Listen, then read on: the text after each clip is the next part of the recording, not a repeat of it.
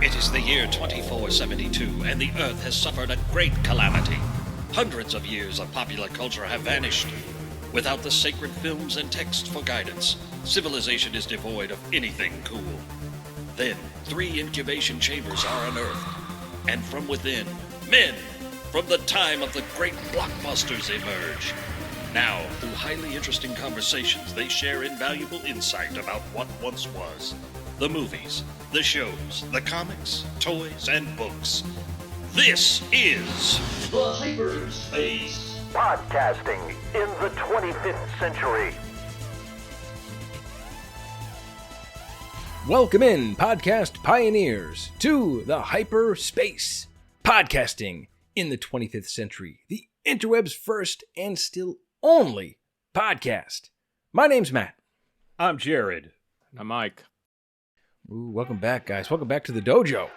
Yeah, we're in here. It's pretty great. Yeah, it's not too bad. It's not too bad. We survived the first All Valley tournament. Did you finally hide the body of that homeless woman? Hey, we're not to Cobra Kai yet. Come on. Oh, man. Yeah, it's Karate Kid Part 2, Mike. We're here to get your thoughts on Karate Kid Part 2. Continuing the Karate Kid Virgin story. The epic saga continues. It does. It does indeed. It's like a whole other level of Daniel-san. Oh, man. So many more levels of Daniel-san.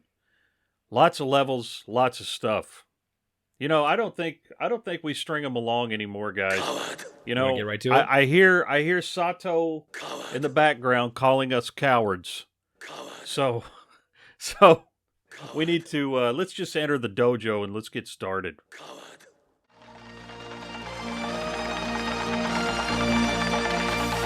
This time, the combat is real. Karate Kid Part 2.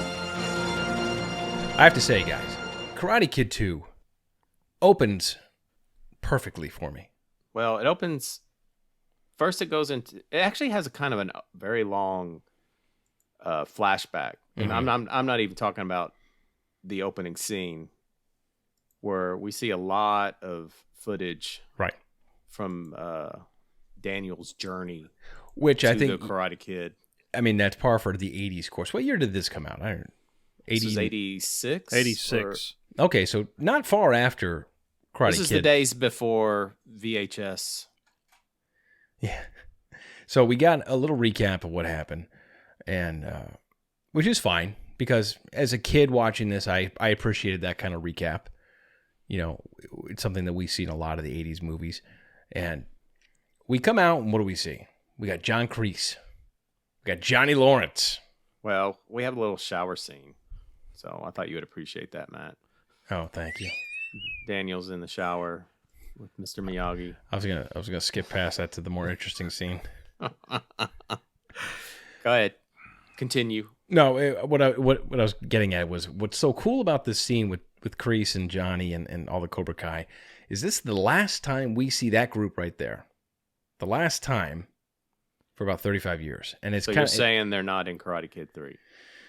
Well, I guess we'll have to wait and see. But I'm just going to guess that Johnny Lawrence might not be in Karate Kid 3. I think you've just spoiled it. Yeah. I don't think I spoiled anything. No, Trust me. I don't either. Karate Kid 3 is going to be a humored part of this. It's series. the Rocky V of the Karate Kid films. It really is. Well, I'll tell you something else about this real quick is I was surprised that a lot of the same people returned, like Joe Albertson, the same DP, and then Bill Conti all came back as well. Yeah, behind the scenes people. Yep. Well, they certainly they took a page from the Rocky films in this opening scene because, you know, we've got it is in the real world 2 years has passed, but they're pretending like 30 minutes has passed. Right. Well, you know, while you're talking about Bill Conti, you know, it's kind of funny. He didn't do Rocky 4. Correct. And he did this one, of course. But also the big pop song of this from Chicago. Peter Cetera. Peter Cetera. Yeah. That song. I remember seeing this video on MTV. But that song that song was written for Rocky IV, and Stallone turned it down, and it went to this movie. Really? Yeah. Oh, I thought that was. Are you sure about that? Yeah. Yeah. Because We said that about at the best last around. one. That's correct. So, I'm reading from IMDb trivia on this one. Peter Cetera originally wrote Glory of Love for Rocky IV, but Sylvester Stallone rejected it in favor of Hearts of Fire. Hearts on Fire. Wow. Oh, probably a wise choice. That song has Didn't not quite aged fit well. Rocky IV. The But there's a lot of back and forth connections between Rocky and the Karate But I remember Kid this series. music video. They had a music video. For Yeah, I that know. song, It was and a big just hit. Played a ton of Mhm. scenes. I think it almost told the whole movie. Yeah, it was a lot. But you know what? That was that's MTV back then, right? The videos, especially when they're attached to movies, were just basically just giant movie trailers. But anyways, so we see an angry John Kreese just dressing down Johnny. Dude, this is full on like assault. I know. I like assaulting a minor. I like he walks the way he walks through the crowd. Like he just like pushes people out of his way. Like, you know, the officiator and the ref Oh, yeah. there, and he just like looks at him. Yeah. And then They even brought the ref back, by the way, from the first movie. yeah, I Right, know. right. Everybody was back. And you know, he just walks through there like, "Hey, I'm just going to pee on your leg right now. I don't care." And then he's as Mike says, he's going to assault a minor. Right. He destroys the trophy. And, you know, this is the first time, you know, obviously at the end of the He movie. hits a kid. I mean, he actually hits. Jerry a child. backhands, what's his name? Body Bag. Yeah. And, but, you know, at the end of Karate Kid, you kind of saw that Johnny wasn't a terrible guy. You know, he congratulates. Yeah, you know, Daniel. you're all right, LaRusso. You're all right. And then we see in this one, he's like, I did the best that I could. You know, you really do sow the seeds for a future Johnny Lawrence sympathy piece, you know, 35 years later maybe. But you don't hate Johnny anymore, and you start to feel sorry for him. You really start to see what a psychopath John Kreese really is, where he just doesn't care about anybody. It doesn't matter if it's his own students. He's just out to win, and he's just a deranged guy. You know, you're really sick, man. Hey! Hey, come on! Hey, where you going? How does second place feel now, huh? Come on, he can't breathe! Mind your business. You're gonna kill him! Sensei, please, you're hurting him. He's sorry, okay? He really is. Yeah, this is where we get a little like the sequel like tries to ramp everything up. And because when Mr. Miyagi's like death or mercy. Well, and something he's- happens before that. John Kreese winds up putting his hands through car windows because Miyagi he's not like the Flash. Somehow he misses this very slow old man moving side to side, but he does. And there's something very interesting in that one of those takes, his hand went through the breakaway glass and got cut pretty bad. And they left it in. And they left that in. So one of those, really? when he lifts his hands up, he's got real bloody knuckles from really smashing the breakaway glass, which is amazing because I'm thinking, man, that's a lawsuit right there. Like today's times, man. Yeah. He'd be owning that movie. But that's real blood on Martin Cove's hands there for smashing Or breakaway glass. at least on one of his hands. I don't know which one it was, but it was one of the takes, and they just left it in the movie because I guess it looked great. He gets dropped pretty quick. Yeah. By He gets his nose honked. yeah. Honk. Which, look, even as a kid, I thought it was ridiculous, the honk. And I'm not saying it takes away any of the credibility of the movie, but Well, it was a little silly. It was a little too silly for me, even back then. Mercy is for the weak. We do not train to be merciful here. A man face you, he is enemy. Enemy deserve no mercy.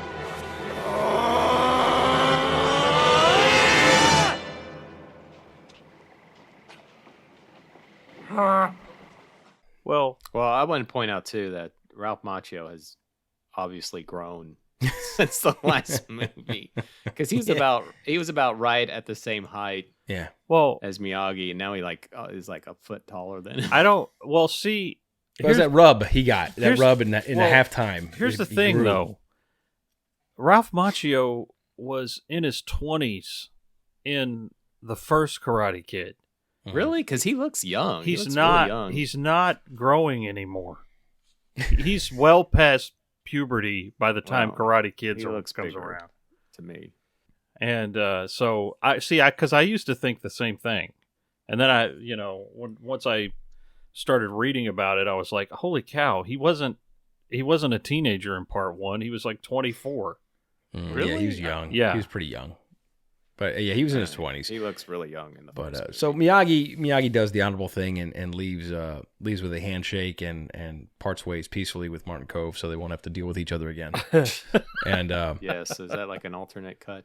Yeah. Well, and then we kind of flash forward. I don't know, 6 months. Yeah, and 6 months later, and Daniel is just in just a bad way. He's having a bad day now. First, I let Allie borrow the car, and she redesigns my fender. And I don't know what she did with the engine, but that ain't running right either. You know what else she does? She tells me that she's just fallen in love with some football player from UCLA. Why don't you just lie to me? Things could be worse. Yeah, well, don't worry about it. They are. Last night, I find out my mom got picked by a company to go to Fresno. 2 months. We leave tomorrow afternoon, and I got to spend my whole summer in Fresno. We immediately find out we're probably not going to see Elizabeth Shue again. Yeah. Yeah, she's kind of she's taken on the UCLA football team. Oh. Yes. Trying him out. And left Daniel apparently behind. they wanted to shoot a scene with her, but she was like at school. She was at Harvard. And she was in Harvard. She took time off from Harvard to do the first movie, then she went back and she was unavailable for the second. But we see that she's so they wrote her out as being they should have just done a Back to the Future flip. I mean, they brought her in. They should have just brought the other actress back as that would have been awesome as her. But she's gone, and obviously she hasn't treated his car too well. Yes, I love that awesome outfit he's wearing when he shows up with the ruffles from his senior prom. He goes into the kitchen and cracks open a Nestle Quick. Yeah, which that's how you drown your sorrows, man. When I rewatched this, I had totally forgotten about that. I was like, man, he's just pounding that Quick. Yeah, he's just empty calories. Nothing like some chocolate milk and just drowning your sorrows away. And we see, of course, Miyagi catches a fly with the chopsticks. He's still catching flies. That's all he does. But that's the first time he's done it. Remember? Oh yeah, you just had no talent before. He's just a talentless man who couldn't catch flies. Now, see, here's where this is to me like the first sign of trouble for the movie, because it's sort of, and I'm not saying like the movie's not bad, but we start to instantly like, okay, it's almost like the one thing that sequels do that I don't like is we start the reset. Yes. It's like we're going back to square one. He doesn't have a girlfriend. Yeah. And Miyagi takes him out back and begins training. Yeah. Well, I mean, we have to think about what situation is he in now. So his mom has left. I forget what town she is. Not yet. She's going to leave. He has to go with her. Right. He has to go with her. That at this time, that's what he thinks. They have to go to Fresno. Is that where for like a few months? Yeah.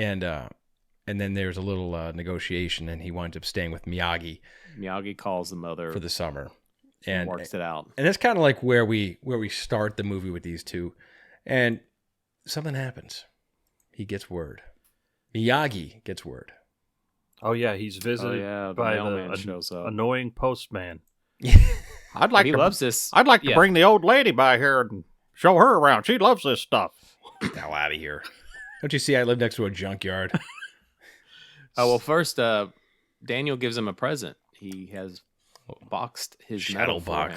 Shadowboxed the metal. Yeah, it's a piece of his past that he likes to forget and display. Something he works to forget about because of the pain, and Daniel puts it right in his face. Daniel puts it in a nice shadow box.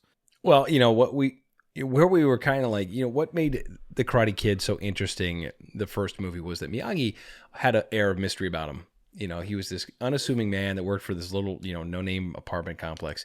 But he had a rich history that, we got to start to see glimpses of.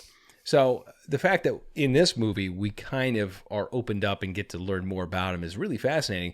But at the same time, it takes some of the mystique of the movie away. Whereas Karate Kid kind of kept it like it was a magical situation with this unbelievable amount of luck that this guy knew this and that he was so much bigger than he was. In this movie, it's very surface level. And, I'm not saying I don't enjoy the Miyagi story, but it certainly doesn't have the kind of like amazing. It's not as relatable as a kid for a kid. Well, I said, yeah, like that. Yeah, I agree. To boil this down very succinctly, the first movie was it was a big hit. It was a crowd pleaser, but it was also a very grounded story about like a bullied teen who makes friends and learns self-confidence and everything. This one ends with Daniel fighting to the death in a castle. Yeah. For honor in Okinawa. Yeah. It did take a big leap, didn't it? We went straight from Rocky 1 to Rocky 4. Yeah. There was no That's 2 true. or 3 in there at all. That's true. That's a good point. Yeah, he didn't grow or have any kind of experiences in town. He jumped straight to the world. The movie builds adventure. to that. It doesn't immediately start out like, crazy, but look, this movie is kind of a clone of the first one in a sense. The plot with Daniel, the way that Daniel's arc happens in this movie is very similar to how his arc happened in the first movie. We just kind of have a separate arc going now with Miyagi. So just a quick recap. So he gets the mail. He has to go back home because his dad's dying. Turns out there's a girl there. He left. Some guy was his best friend, and Miyagi, come on. Was supposed to marry his best friend, but Miyagi fell in love with her. So he got challenged to a fight to the death, and he fled to America. So then now Miyagi's going back, and then we have these scenes where it looks like Daniel's going to stay behind, but the last minute he takes some college money, buys a passport, and he goes with Miyagi to Japan. Well, so there you go. And I think in Japan, that's where things start to go into the realm of the fantastical, because the people like Sato and his nephew and all their cronies, they are straight up like comic book. Yeah, they are characters. Complete Pulp Fiction characters there. Yeah, like, they meet him at the airport. And his nephew is the kid from Better Off Dead who spoke like Howard Cosell. Yeah, he is. You're right. He is? Yeah. Yes. Watch Better Off Dead. And I watched Karate Kid 2. Actually, I'd seen them both, a lot of those movies. And it wasn't until years later watching it, I'm like, that's Chosen from Karate Kid 2. Man. Well, but so when they get there, of course, Sato has a billboard in the airport, and Miyagi has an amusing line. Mr. Miyagi, isn't that him? Hey. Can you break a log like that? Don't know. Never been attacked by a tree. Oh yeah, he asked him if he could break a tree. A little bit of trivia about that. Apparently, there is his logo for his dojo on there, and his construction company. Oh, and there's a separate one that translates Sato's escort service. Oh, so he owns a dojo. He owns a construction. For real? Yeah, a construction company, and he has an escort service, all in this little village. So, and it turns out that Sato, his main piece of business here is trawler fishing boats, and his boats have kind of outfished the area. This was a fishing village, and now the village, which was robust and bustling when Miyagi left, is now pretty much destitute, and they're now sharecropping basically by renting land from Sato to grow crops. He owns all the land. So it's kind of like a very like warlordish, feudal situation now that this village is in that Miyagi was not ready to experience. He left it. It was very beautiful and peaceful. And now it's just a mess from his friend. And I would just want to point this out while we're talking about him. This to me is kind of like hurts the story towards the end. And I'll point out why I think that. But right now we have Sato is not a good guy. His nephew is not a good guy. Right. And the scene where they pick him up and they don't realize that that's Sato's nephew, and they drive him out the opposite direction. Mm-hmm. And I think it's kind of funny because they're kind of like, where are we? And they pull in that warehouse. And if you look in the back, there's another warehouse and it has Sato in big letters on the side of the building. And I'm like, did you not see that? Wonder where we are. It's like, it's Sato. This is all very much out of like a James Bond movie. Like, we're going to take you to a warehouse empty. And Sato's going to be standing there in the dark, waiting for the car. Remember, this is the kid from, Reseda, who is now in like a little crappy apartment complex, who just happens to learn karate and get a bully off his back. Now he's in a warehouse in Okinawa. Yeah, and with his life being threatened. Yakuza heavy. But yeah, it's funny. But we turn out, Miyagi's father is passing away. Yeah, he's very sick.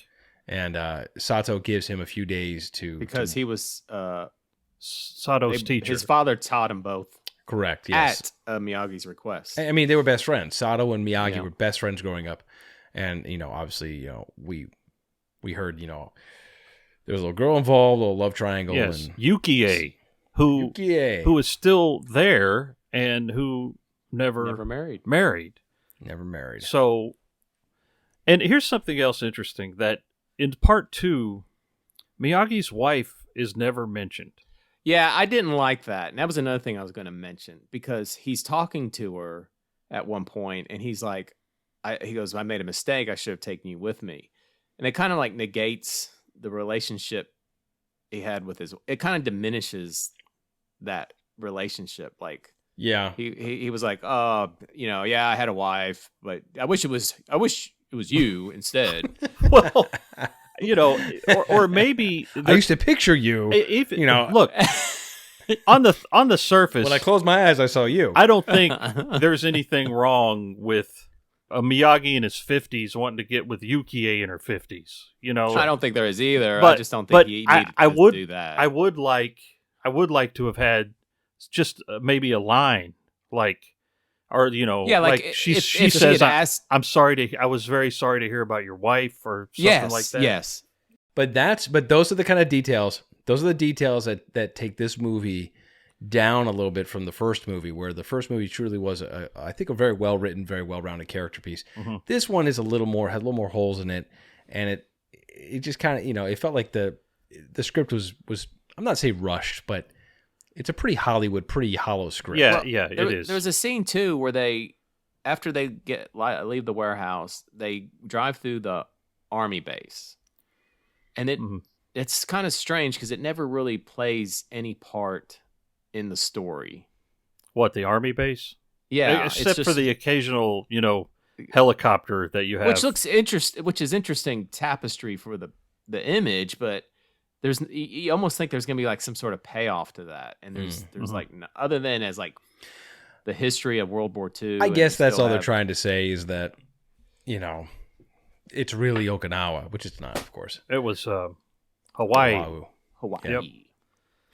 But yeah, so he gets back in the village, and obviously his father passes away pretty quick, and he tries to bring them together with his dying breath.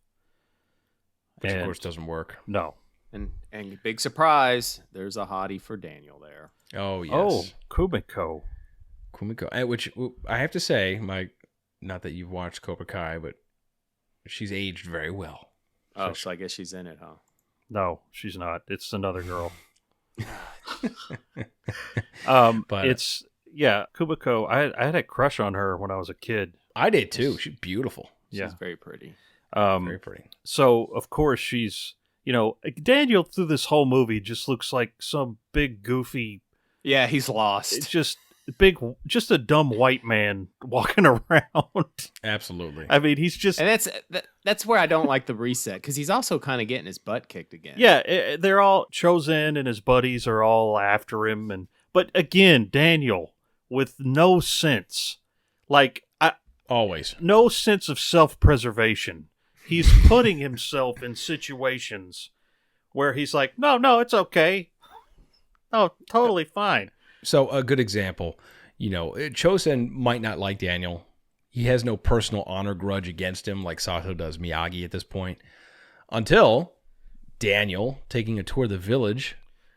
Oh, he helps a man who is taking his fruit. But that's a good deed. Well, but at the same time, there's a difference because Daniel is a antagonizer in his own right.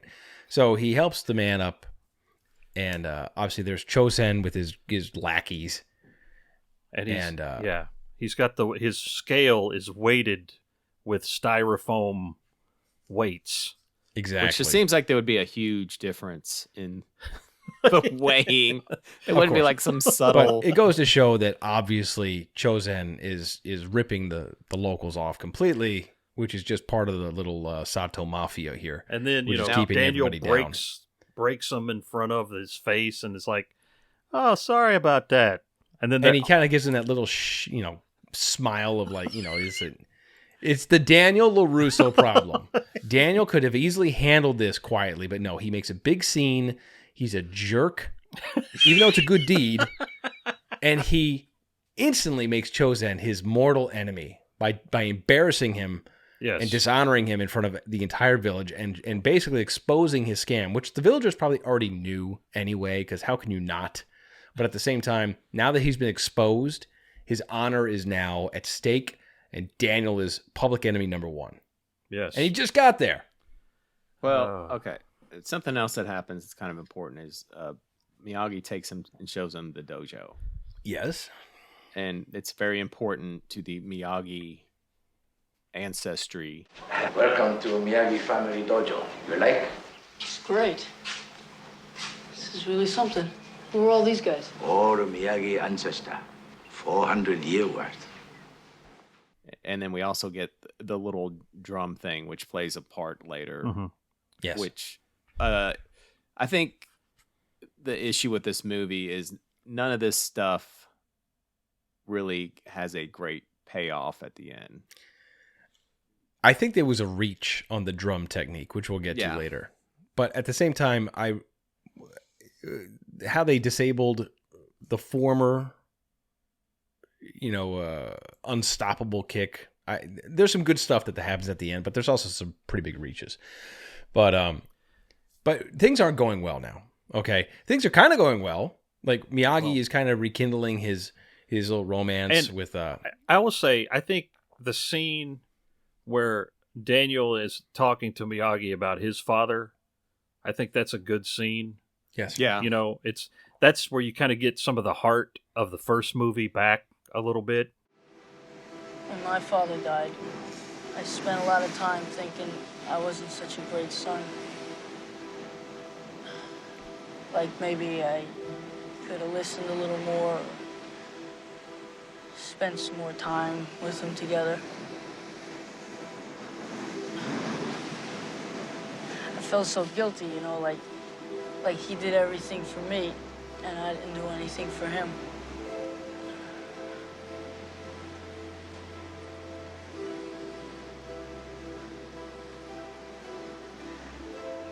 And then one day I realized I did the greatest thing for him before he died. I was there with him, and I held his hand and said goodbye.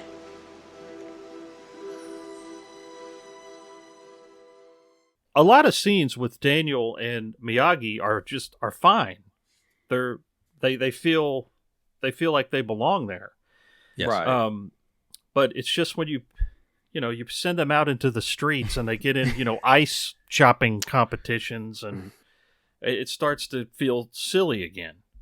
Well, speaking of silly, Daniel in the club dancing. Are you talking about the 1950s? Yeah, club, I which I couldn't.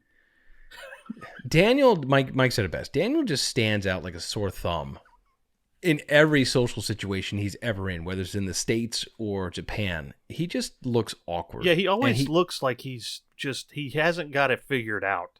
With his mouth hanging open a little bit, like he's not a stud. He's not a stud. He's not like if Johnny Lawrence was in there, he'd be pounding gosh, banquets and smashing heads. Yeah, we'll see a lot more of that in the years to come. No, but Daniel just looks awkward, and they try to make him look like I like a cool cat, like someone who's cool and stuff, and he never looked cool. but he's there and he's dancing. He's having a good old time in the bar. Chozen comes to crash the scene, much like Biff does in Back to the Future. Well, this happens after Daniel wins the money from the ice breaking competition. Oh yeah, they are mad. Oh yeah, that's right. That's right. That's right. But the uncle also, to add insult to injury, the uncle is very unhappy with his nephew at this point because he's kind of like made a fool of him. He's like, well, actually, pay him. But the ice breaking is kind of funny because Miyagi's in there, and Sato's in there. Yeah, and Miyagi's even like he's poking the bear. He's not, he's poking him. Yeah, and Miyagi's throwing around. Pleasure doing business with you. He's throwing around some Franklins in there, man. That's right. He's that's like, what I'm saying. And, hey, and he's quick to grab the money off, from Sato's hand when he's done, and look, he's Miyagi's no fool. He hands him a wad of hundreds. He's like, here's your college education, and we're gonna get Chinese food. Now, so Sato is the the machine in this movie. He has no emotion. He's just hell bent on revenge and anger. Yeah, and he's taking it out on the village. He threatens the village. He's gonna like tear it down. Mm-hmm. Yeah, they come through and they start destroying crops. Yeah, they come. Actually, they make it to the Miyagi household and kind of raid it a bit. Oh yeah, that's at night.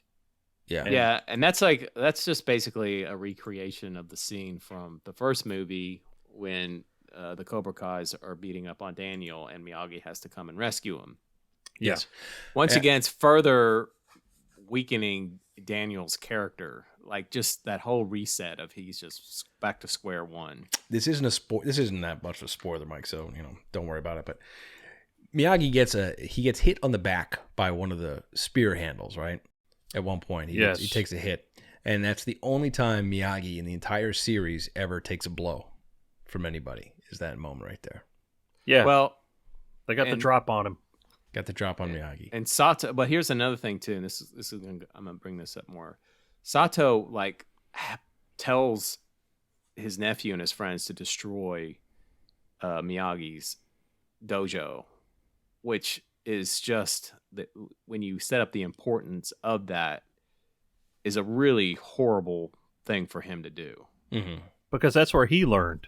Yeah, and it's like I think it's like crossing the line type thing. Like it's one thing to like own the village and whatever, but this is like almost like a really horrible thing for him. I mean, look, Sato, he's playing for blood here. He's he's instructing his nephew and cronies to wreck the village crops. Basically, he's letting the village know I'm doing this to you, but it's Miyagi's fault. None of this would be happening if Miyagi wasn't here, or Miyagi would step up and just accept his responsibility and fight me like a man instead of running like a coward. Coward! Come up, Miyagi. So that's what this is all about. He is turning the entire village. First off, they already hate him anyway, so he's not losing any ground there. Sure. But now he's turning them against Miyagi. So this is a tough spot now that these two guys are in, Miyagi and Daniel-san. Well, fortunately, a natural disaster happens. And because they're going to do it. They're going to do it. This is it. The fight's going to happen. Oh, I thought you meant Daniel and his girlfriend Kumiko. Kumiko in the hut. That's when the hurricane or the typhoon comes. Oh, you know what I really liked about that scene too? It's like, oh no, what this hurricane is coming out of nowhere. Listen, How did we not see this coming? This is 1986. It's not 1920. Okay, even in 1986, they could see these things coming from a couple weeks off. Sophisticated army base right there with mega weather radar. There's these things. They're called clouds, and they get really dark. Hey, and gets windy. Before this hurricane hits, you want to go over to the cannery and make out and have a tea ceremony? Yeah, sure. Oh, real quick, there was a early in the scene. Oh, also, his girlfriend wants to go to America and dance. So yes. Anyway, but you know who else is in this movie? Very brief. is it's Dr. Wu. Dr. Wu from Jurassic Park. Yeah, Wait, where is he? He's like on the street inviting them to the party. yeah. Come on, you guys gotta come. It'll be great. He's also That's affecting a very right. stereotypical Asian accent. Oh, there's a great scene too where the nephew's beating up on a bunch of like white guys. What? You remember they go by the the dojo? Yeah, and he's like it's like another like The Cobra Kai beat scene? from Cobra Kai. Yeah, only instead of like Kreese, it's the Japanese guy walloping on like these middle-aged white dudes. Well, I guess we're meant to believe that they're training the soldiers from the base. They're learning. Oh, is that who was that? It Is has to be. They're learning. It has to I be. didn't. Yeah, pick that they're up. learning karate from has to be. Chozen. Oh dear, hold on a second. So I'm as we watch this, I'm kind of going through the movie. There is a scene where they're walking down the street, and they walk past this guy, this older white gentleman, and he's rubbing the shoulder of some younger Japanese lady, and he's talking to an older Japanese lady. So I wonder if that's some of Sato's doing. some of Sato's side gig happening on the street. Well, how can it be a coincidence? It has to be. So we can just assume that's one of Sato's. There's like a whole alternate cut of this movie that we'll never see the light The of Sato cut. Dark. Also, I just want to say Sato cut. Sato's nephew is like he's so skinny. He's like one of the skinniest people. Yeah, I noticed it's like a gust of, like that storm should have blown him off the and island. he has strangely outsized pectoral muscles. Yeah. And it's very strange. I always noticed that as a kid. I was like, he has big boobs. Well, hold on. Back to the typhoon. Okay. That came out of nowhere. Guys, back to the typhoon. So the island's getting wrecked. We got a lot of problems happening. Telephone poles are falling on people, and My favorite thing is like this poor girl who's like ringing the bell, never climbs down the ladder. Hey, I know the storm's on top of us. Let's keep ringing the bell to let everyone know a storm's coming. Better yet, the storm's been here for 4 hours. You're still they're ringing like, the damn hey, bell. Get off the post. Send your daughter up there to ring that bell over and over again. Send the 6-year-old. Come on, the storm's here. What are you doing up there? Anyways, so Sato gets in trouble. He's preparing for the fight in one of his huts, and his hut gets knocked over, and does it catch fire? Completely surprised. I think there's a fire. Yeah, there's a fire. Is it a lightning strike? No, it's something knocks. I think the wind or something knocks over a lantern, and his thing collapses. I don't know exactly what happened. He's in trouble. Watching them pretend like that board that's on him is heavy. It's like is hilarious. So I'm gonna go back. We discussed in our first episode that when Jared and I started working together, Karate Kid was one of the first things we bonded over, especially when we were doing a television production, and on the headset we frequently were quoting Karate Kid. And I can't tell you how many times I would be on the floor of our studio and I'd hear in my ear, "Hey Matt, coward, coward, probably now." Like, and then Sato is hilarious because Sato thinks Miyagi's coming to kill him. He's like, "Now you come, coward," which is hilarious to me.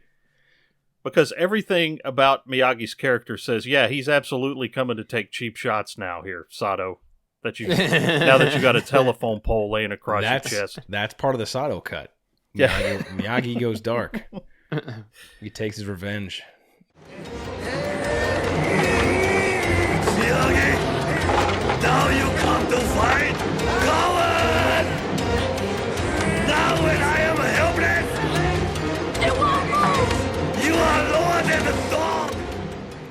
But now I think it's funny that so Daniel's going to rescue this little girl, and it's like this completely over the top. Like the thing is almost crying. Well, it's like almost like defies gravity that this ladder is still standing upright.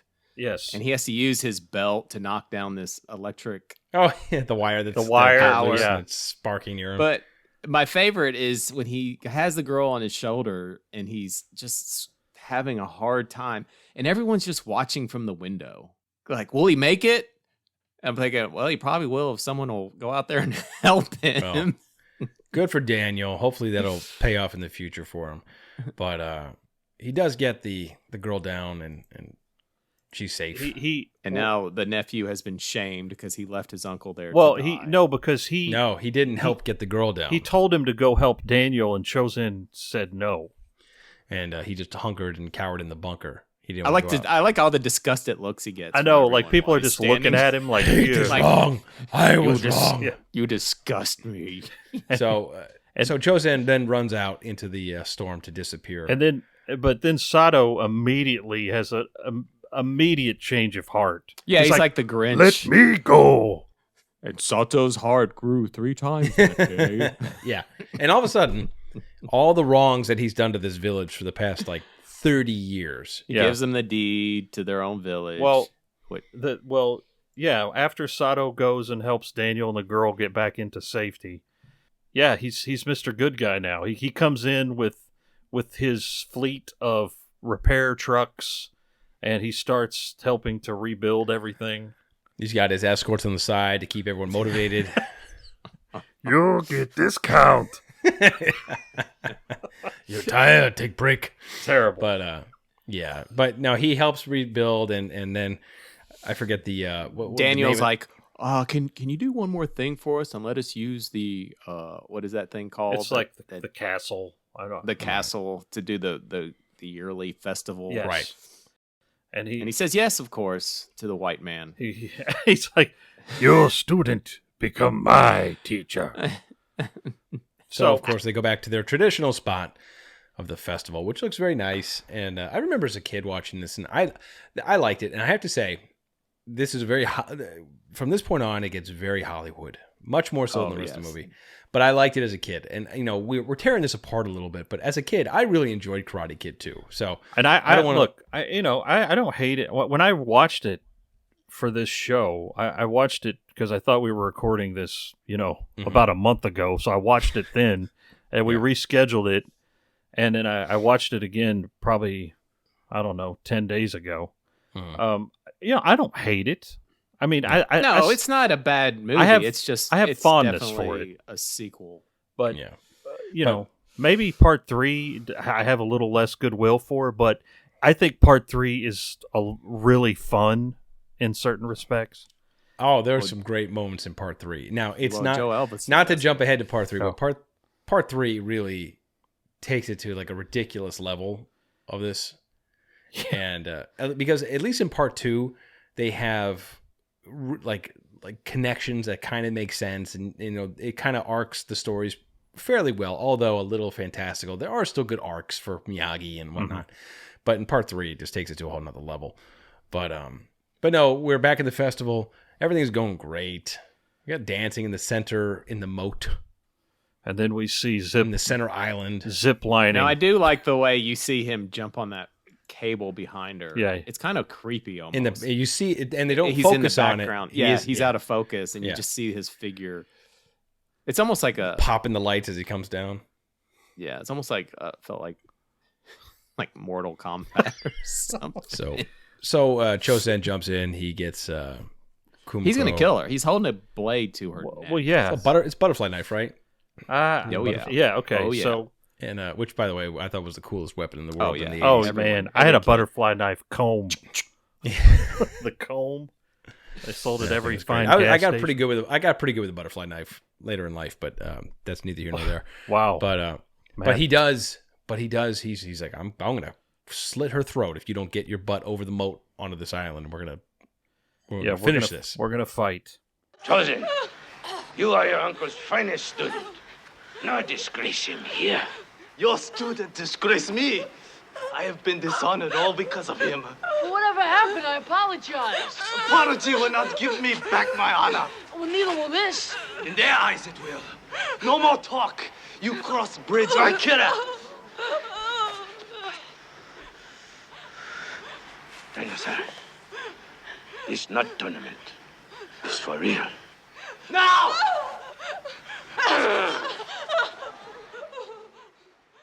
Does he hit her? He hits her. He hits her and knocks her out. Yeah, which is kind of shocking. But also it's kind of funny because she's laying there because he knocks her out, so she's unconscious. So she's laying there with all this activity going on, and it kind of reminds me of. It reminded me of Christmas Vacation when his mother was on the floor, and he thought she was unconscious, but she was just playing dead, so the squirrel wouldn't attack her.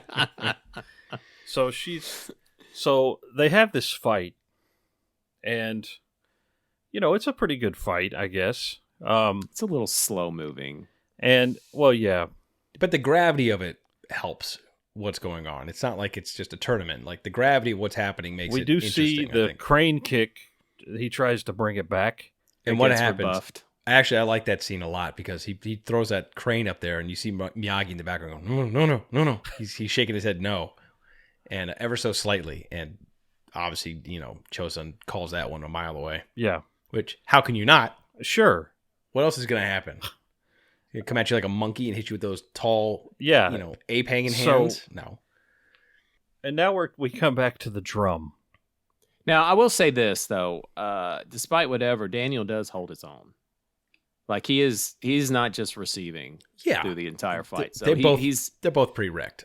I would say the nephew is, for the most part, a little better than Daniel, but Daniel's giving him what for. Yeah, he's giving it almost as good as he's getting, to be sure. But we get to the point but he is losing, where he's about to really lose. Mm-hmm. Chosun has eyed him for death. Daniel is pretty exhausted, pretty wrecked, and Chosun's about to move in and take Daniel for all he's worth. When all of a sudden, it happens. They pull out the drums. The drums. So, the drum technique, which I think is something that's totally made up.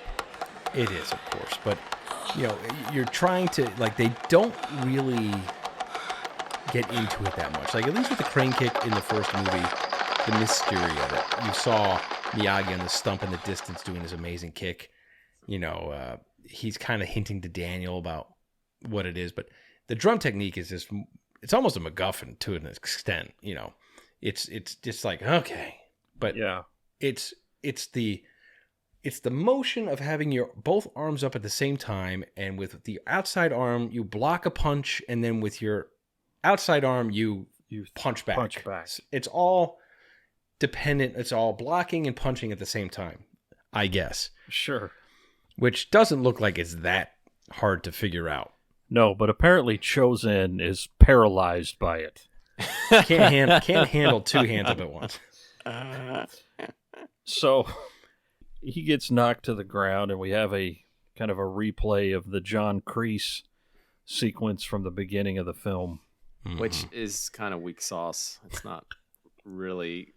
It's for such a big momentous. When you're a kid, it works better. It works better, but come on, that scene was a heavy scene, a lot of gravity, lots at stake in that scene. All right, and it wasn't done out where it was like a Van Damme ridiculous, fantastical splits and all kinds of stuff. It was a pretty gritty, pretty down to earth. Punches thrown, a lot of blood. Mm-hmm. They're both getting beat up, so it was done pretty well. And to end it with a nose honk, live or die, man.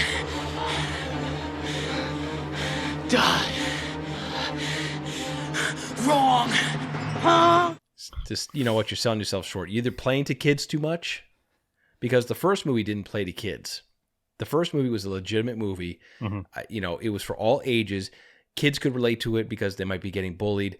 Adults can relate to it because they go back to their childhood. Mm-hmm. This movie, I think, played to kids a little too much. Yeah, you're right. And it goes back to what we said earlier about the first one ends in a tournament, and this one ends in a castle in Japan. Mm-hmm.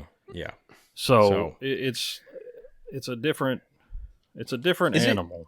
Is it safe to say that Mrs. LaRusso is never going to let Daniel go anywhere with Miyagi again? First time you let the kid out of the country, he almost gets killed in a fight in Okinawa Castle. His mom, I always thought his mom was in this movie, but she's not anywhere to be seen. No, she's nowhere to be found. But, so my thoughts on this is, like Jared said, this isn't a bad movie. It's not bad. No, it wasn't a bad movie. It was a very successful movie too.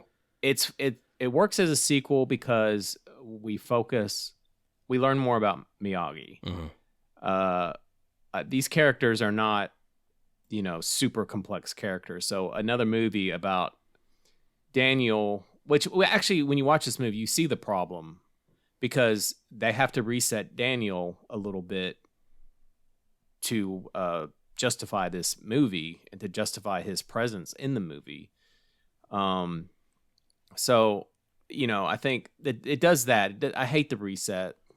I hate it when they take a character, move him backwards for the sake of the sequel. I hate, the stuff with Allie was, well, we couldn't get her back, so now she's, she dumped him, which kind of sort of like, Alien 3, where the, Newton Hicks dies, so it kind of makes the first one pointless. Although obviously that's not the same. Sure. You get past it a little better because you do know, teenage, relationships don't normally last that long. Well, also this movie helped out this kind of reset a little bit by changing the scenery up by going to Okinawa. It's a whole different set. So your eyes and watching this, you do look at it a little different than the first movie, no matter what. Yeah. But I'll tell you, Mike, part 3, if you don't like resets, well, get ready. But something I wanted to point out too, that when I was doing my, I was just researching this movie, usually they do maybe we'll do some kind of comic book adaptation or something. So I, was looking for Karate Kid comics, and I noticed that there was a DC title called Karate Kid, and it was released before this movie and has nothing to do with the movie. So I'm not sure if it's at the end of the first one. It is, but at the end of the second one, there is it just says the title Karate Kid has been used with consent of DC Comics. Yeah. So they had to clear that through them before. I don't know how much money I gave them, especially after the huge success of the first one. I mean, look, 1986, I was 11 years old when this came out. I saw it in the theater. I liked Karate Kid as a kid. I liked this movie a lot as a kid. Yeah. This was like a very good movie for me as a kid. I really enjoyed it. Yeah. Watching it later in life as an adult, when you can pick it apart, you do pick it apart more. But this movie definitely played to kids really well. It was a fun movie when it came out. It was a very successful sequel. But much like Rocky, you start to set the Hollywood bar a little higher, and you kind of take it. You're trading off. You're going bigger and better, but you're losing your writing a little bit. Yeah. And I think when you get to Karate Kid 3, I'm definitely not saying it's a bigger budget movie or a bigger scope movie, because it's not. But I think you'll find that although there are some very good moments in Karate Kid 3, very watchable moments, the writing has been transferred to people who are just writing to make a movie at that point. Yeah. So I think that's right. I think if Stallone had stopped at Rocky 4, it would have been like them stopping with Karate Kid 2. Mm-hmm.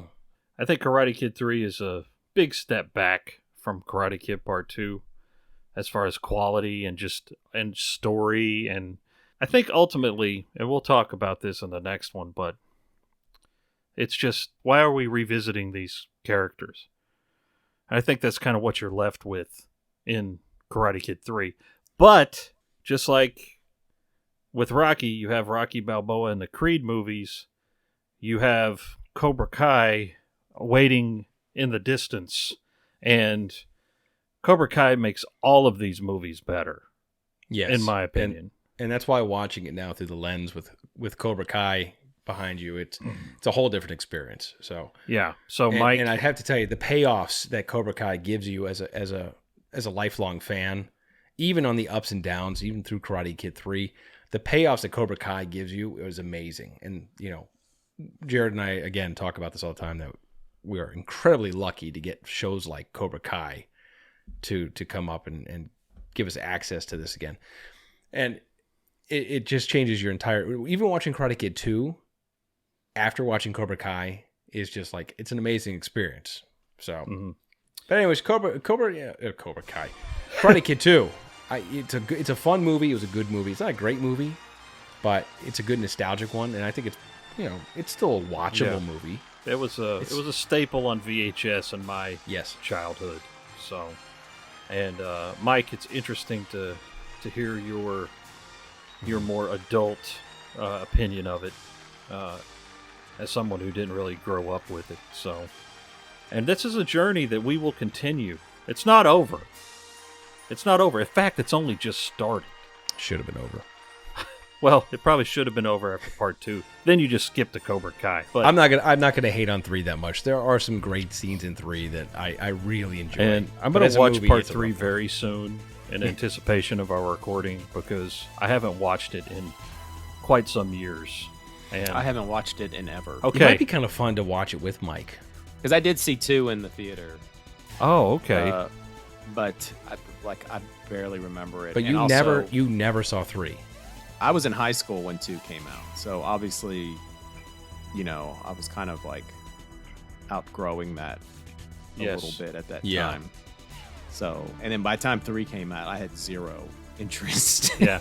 in seeing What year did that. 3 come out? 89. Like 80? Oh yeah, That's like a year before I graduated. I didn't see Karate Kid 3 in the theater. Not to get into that right now, but I saw it later when it came on cable. I never saw it. I saw it in the theater. I was there. We'll talk about that. So, but glad to revisit. Always fun to talk about Karate Kid. All right, so we'll be coming up again soon with another installment of the Karate Kid Virgin. So, but as we're seeing, Mike is not really a virgin, but he's about to be. We're about to do the true virginal episode with Karate Kid Part 3. So, come on back. We'll go back to the dojo once again. Hey, hey! You know you can't live without this content, so subscribe to the Hyperspace Podcasting in the 25th Century. Follow us on social media, leave us a review, and join us next time as we take you into the 25th century.